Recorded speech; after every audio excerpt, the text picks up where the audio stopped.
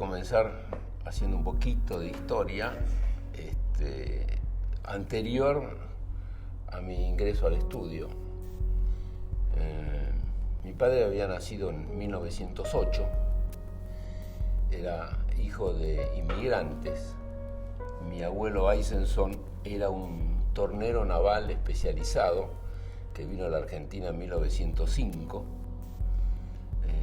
Vivían en el barrio de Barracas y poco a poco se fue formando la familia nacida en Argentina. O sea que yo soy ya segunda generación argentino. Y mi padre pensó que iba a ser ingeniero naval y ingresó a la Escuela Industrial Otto Krause. El hombre propone y Dios dispone. Mi abuelo tuvo un tropiezo económico, tuvo que vender su participación en ese taller y dedicarse al pequeño comercio minorista, y que fue un golpe económico para la familia. Mi padre salió a buscar trabajo, todavía estaba estudiando en el Otto Krause, y cerca de la casa, en Barracas, encontró un estudio de arquitectura que, como decía mi padre, en esa época, supongo que él tendría 16 años, así que habrá sido 1924, todavía no existía la Facultad de Arquitectura, no era muy común hablar de un arquitecto. Pero bueno, él entró a trabajar de cadete en un estudio de arquitectura que prácticamente no tenía trabajo y le sobraba mucho tiempo. Entonces había una muy buena colección de revistas de arquitectura de la época, empezó a mirarlas y le interesó, y entonces decidió que su vocación era ser arquitecto. Pero yo, viendo un poco los elementos que tengo, pienso que a partir de 1934 él ya tuvo su propio estudio. Mi padre hizo toda la carrera trabajando en el Ministerio de Obras Públicas, en la división de arquitectura de subsidios. En esa época, cuando se subsidiaban obras, había una división de arquitectura que hacía las inspecciones, aprobaba los certificados, etc. Y había muchos arquitectos de su generación, inclusive algunos más jóvenes, que trabajaron allí. Por ejemplo, Macedonio Oscar Ruiz, Mario Roberto Álvarez. Mi padre era muy concursero, participó en una serie de concursos. Bueno, el edificio construidos del edificio Sadaic fue un primer premio, y luego tuvo que dedicarse a bancar la familia. Yo soy el hijo mayor, después aparecieron dos hermanas, y en el año 41 más o menos se pudo construir una casa propia con un crédito del banco hipotecario, una casa muy linda, muy interesante, en el barrio de Caballito. Hizo 3 casas en esa zona, una era la nuestra,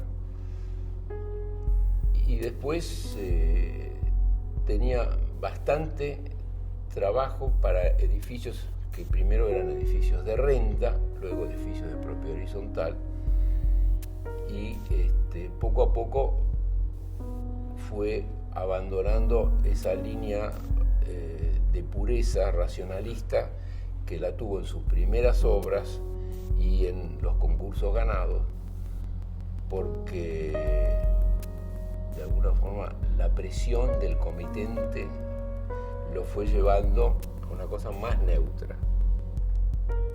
Bueno, en el estudio, en un momento dado, se incorpora un hermano menor de mi padre, Mario Eisenson, ingeniero. Tenía 12 años menor que mi padre, y el estudio se llamaba José y Mario Eisenson. En el año 60 yo me recibo de arquitecto. Yo ya trabajaba desde antes, lógicamente, pero ya ahí formalmente entro a trabajar en el estudio de José y Mario, y se llamó José Mario y Roberto. José Mario y Roberto Eisenson, donde durante muchos meses estuve pensando qué hacer con el tiempo que me quedaba. Y bueno, en un momento dado surgió la posibilidad de hacer un proyecto de un edificio de vivienda, digamos, muy burgués, muy cómodo, en Belgrano. Y bueno, así pude lanzar el primero de los edificios, que fue en el año 67 el proyecto, después se terminó 2 o 3 años después, porque fue todo un esfuerzo llegar a terminarlo. Y a partir de allí sí, se armó como una línea de edificios, la mayor parte en la zona de Belgrano, y eso se fue desarrollando durante casi una década. Yo allí poco a poco tuve que cambiar también mis funciones en el estudio, porque ya no podía estar en, digamos, pasar horas sobre una mesa de dibujo, sino que tenía que dedicar muchas horas, ya sea para ir a la obra y tenía que atender a los, llamémosle, inversores o los que iban a ser consumidores finales, digamos, de esos departamentos, que cada tanto venían a conversar conmigo sobre el proyecto y querían conocer mis ideas de cómo disponer su futura casa. En fin, yo tenía 34 años, mi padre tenía 62. Mi padre aceptó que cuando yo traía la obra al estudio, él podía opinar y las decisiones las tomaba yo. Yo siempre pensé que un estudio tiene que ser un equipo. Y llegó un momento donde incorporamos como un asociado a Carlos Pujals. Y él estuvo trabajando varios años en el estudio y en un momento dado se incorporó como el primer asociado. Entonces, bueno, mi padre falleció en el año 78 y a partir de ahí fue una sociedad anónima hasta que yo, ya no me acuerdo en qué año fue, que ingresé al CEPAU como consejero y allí aprendí muchas cosas, y entre las cosas que aprendí y que vi que no estaba dentro de lo que es la doctrina del CEPAU, que no es bueno que un estudio de arquitectura sea una sociedad anónima, porque es un estudio de profesionales. Entonces, asesorándome con el doctor Padilla, que le pregunté cuál podría ser una solución, porque éramos un grupo. Y él me dijo, bueno, la solución es tener una sociedad civil de profesionales, que existe esa forma de sociedades en el Código Civil. Y a partir de allí se llamó simplemente Estudio Aissens. Se hizo una marca por los edificios más característicos. Lo que tratamos de hacer, porque en este momento no hacemos más ese tipo de edificio, lo último que hicimos, digamos, como un edificio de gran nivel, fue Le Parc Figueroa Alcorta, que fue un edificio muy bien hecho. Realmente creo que el proyecto es bueno, y además allí la empresa desarrolladora trató de que se ponga lo que había que poner, digamos, en el edificio, ¿no? Lo necesario para que fuera un proyecto de calidad. Pero en los últimos años estamos trabajando y estamos tratando de que haya algo de arquitectura y algo también de buen diseño en edificios con presupuestos muy acotados. Creo que es un fenómeno de lo que está pasando en el mercado en general. Voy a mencionar algo que creo que es importante. Digamos, de los últimos socios que entraron al estudio son María Osman y Pablo Sepiurga, Ellos, en un momento dado, frente justamente a algunas decepciones que tuvimos frente a soluciones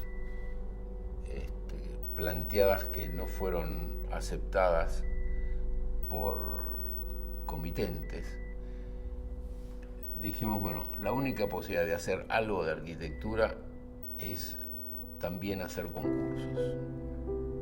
Entonces, aprovechando una época donde el estudio tenía bastante trabajo, pudimos, digamos, dedicar, como quien dice, voy a poner un grupo experimental de laboratorio, y ingresó el arquitecto Rodrigo Grassi como, digamos, cabeza de ese pequeño grupo, una armadita Brancaleone, y empezamos a hacer concursos de los cuales hemos tenido algunos muy buenos resultados, algunos no, pero yo creo que eso también lo sentí como un homenaje a mi padre, que mi padre quería, cuando yo me recibí de arquitecto, quería que yo me metiera con él a hacer concursos, y yo me negué.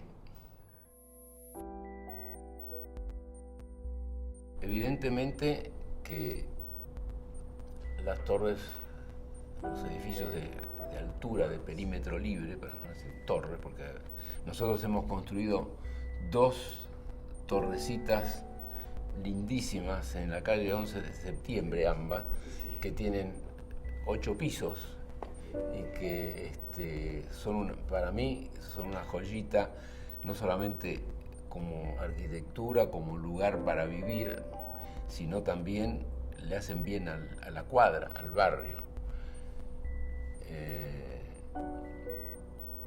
Se da un fenómeno así. Hay mucha gente en la ciudad, muchos arquitectos, que aborrecen a las torres.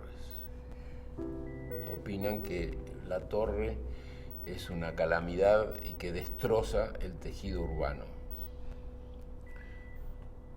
Por otra parte, a la gente le encanta vivir en las torres. Le encanta vivir en las torres. Los edificios entre medianeras con los aire y luz, rara vez, me refiero al estándar de lo construido en la ciudad de Buenos Aires, rara vez dan una posibilidad de calidad de vida como dan las torres. Ahora, evidentemente que se ha desbocado, por así decir, la posibilidad de hacer torres en sitios donde no debieran estar. De manera que yo creo que decir no más torres en la ciudad es un error. Así como también es un error decir no se pueden permitir más hacer una torre en la ciudad. Hay que buscar una manera de, a lo mejor, si un terreno lo permite, tener una referencia a la escala urbana de la vecindad y poder hacer una torre alejada y respetando eso. Bueno, el caso del proyecto, que ya es un edificio que se llama Palacio Bellini, que es una media manzana, es un proyecto con una tipología francesa. Primero se hizo uno de 2 torres, otro después uno de 1 torre, y tuvimos bastante reacción adversa justamente de los vecinos del Palacio de los Patos. Y bueno, nos dimos cuenta que si hacíamos la misma tipología que el Palacio de los Patos, o sea, la misma altura, haciendo un enrase prácticamente, conseguíamos superar los metros que se podían construir con la torre, aunque tal vez iban a ser metros menos valiosos, no sé, digo tal vez, que en una torre, pero tampoco una torre en esa zona que está muy densamente construida iba a ser tan interesante con las visuales.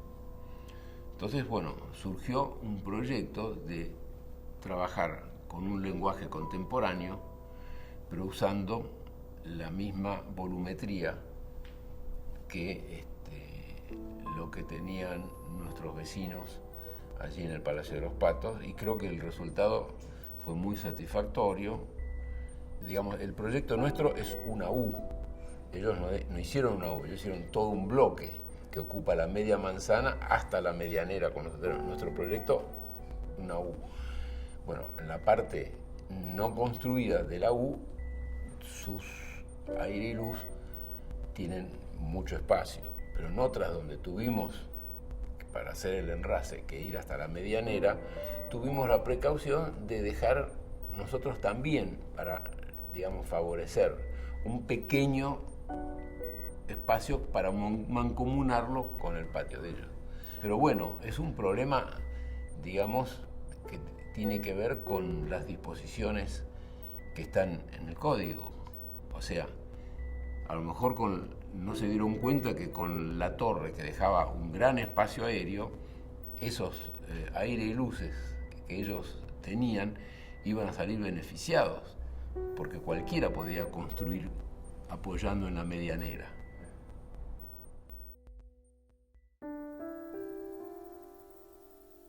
En el predio está ubicada la casa original de quien fue el fundador del barrio de Belgrano.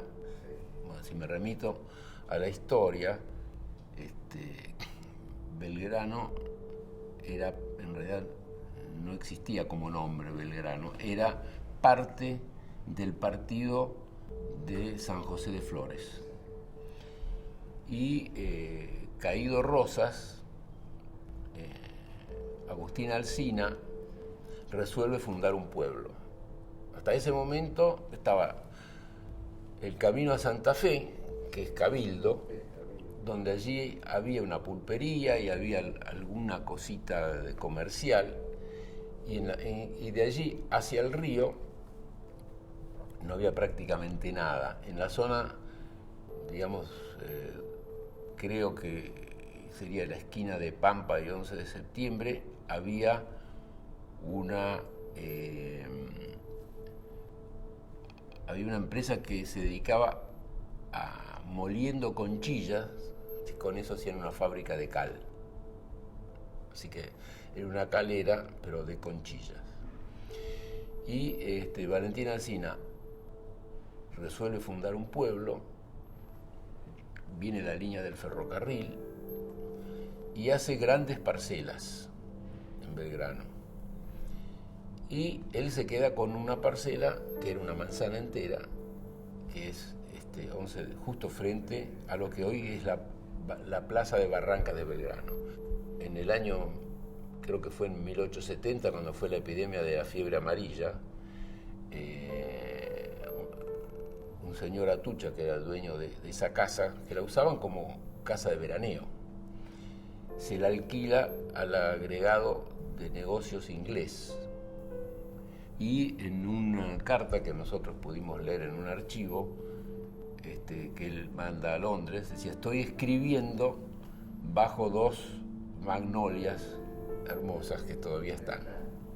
Exactamente. Bueno, cuando nosotros nos traen la posibilidad de hacer este proyecto, la casa, que se la denomina la casa de Alsina, que había sido arreglada y reciclada, cuidando todo lo que había que cuidar, digamos, como casa original, pero interiormente había sido tenido una intervención el arquitecto Previch en los años 40. Entonces había la posibilidad de, en el terreno lindero, de hacer una torre. Y bueno, nosotros hicimos un proyecto tratando de referenciarlo a lo que era la cosa original. A su vez tuvimos la responsabilidad de adecuar la casa de Alsina a el funcionamiento de una fundación, de un banco. Y con respecto al edificio, esa tiene, digamos, una forma bastante particular, porque los 9 pisos inferiores son un poco más chicos que la parte superior. Y no fue por un problema de FOT, fue por un problema de pensar que había gente que necesitaba una tipología y otros que necesitaban una tipología no tan grande. Y por eso, digamos, fue que adquirió esa característica. Después, bueno, nosotros venimos haciendo, yo desde mi primer proyecto en Rosario, esquina Biel, en Caballito, siempre traté de que las expansiones entre lo que es el estar y el exterior haya una zona de transición, o sea, un gran balcón o una terraza.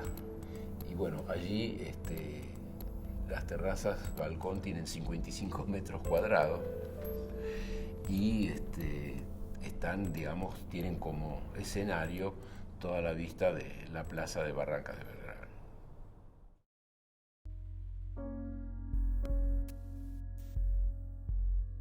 El estudio tuvo una fuerte impronta en edificios de departamentos grandes, bien construidos, creo que bien proyectados, pero digamos para un sector pudiente, por llamarlo así, para la burguesía. Yo lo tengo muy claro, que nosotros trabajamos para la burguesía, pero eso no significa que no hubiéramos hecho intentos de trabajar también en obras de interés social.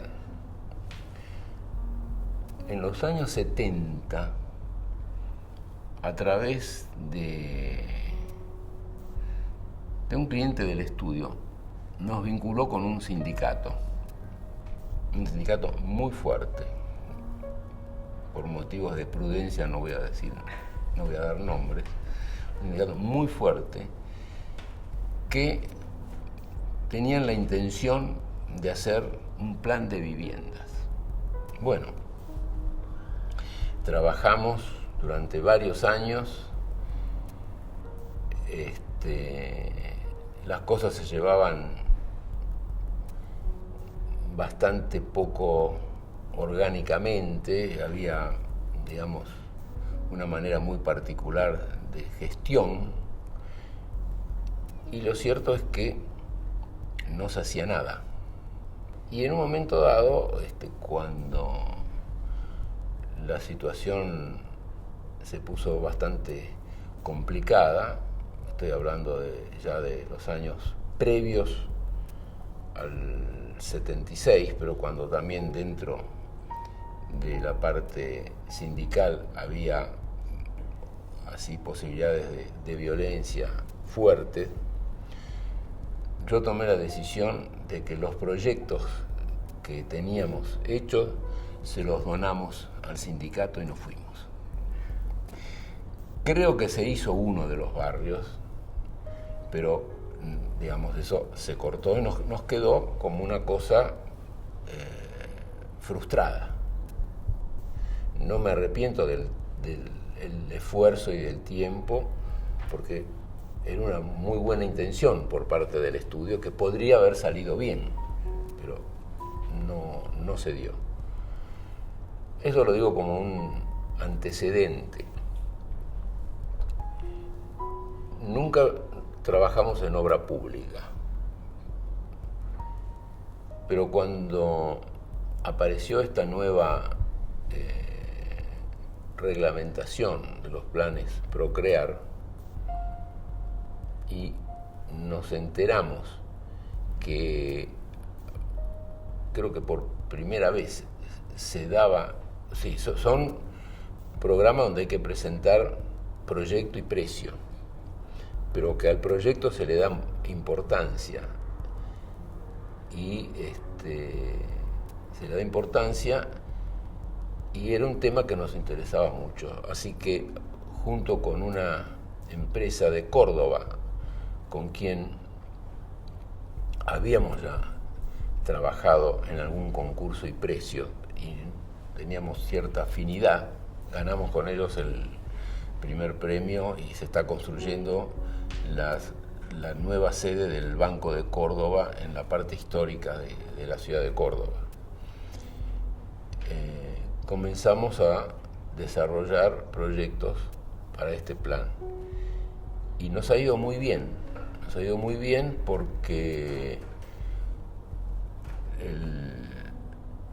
la evaluación en los proyectos que nos hemos presentado siempre hemos salido primeros, lo cual le ha permitido a la empresa, que a su vez habrá tenido que adecuar los precios que pasan, pero el salir primero te da una ventaja en el puntaje con respecto a la evaluación general del proyecto.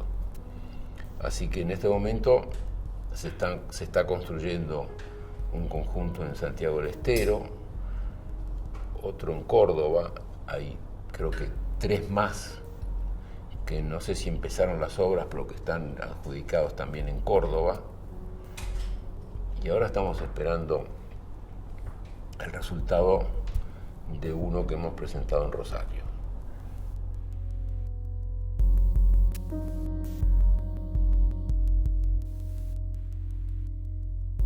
Nuestros clientes tenían una fracción muy importante en Puerto Madero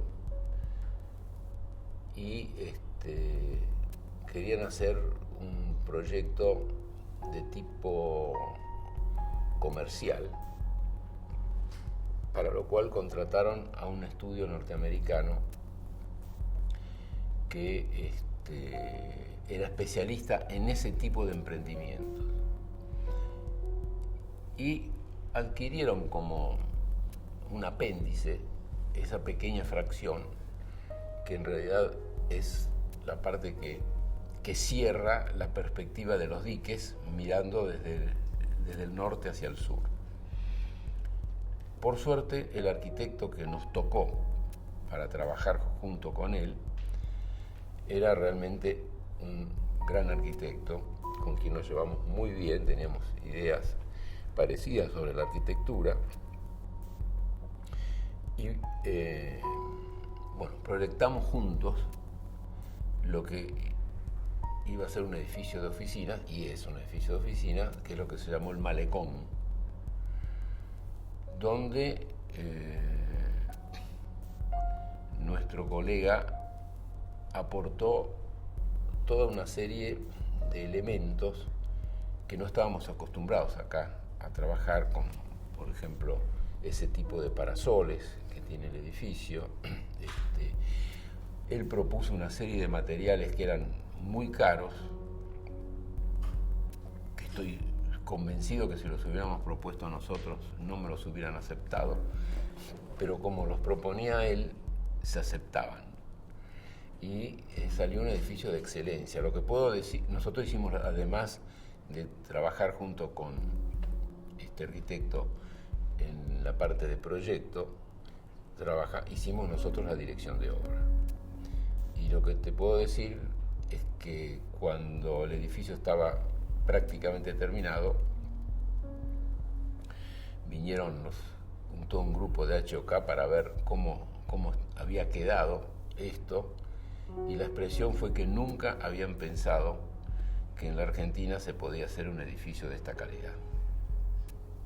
Si fue un cumplido o no, no lo sé. Pero bueno, fue más o menos lo que dijeron.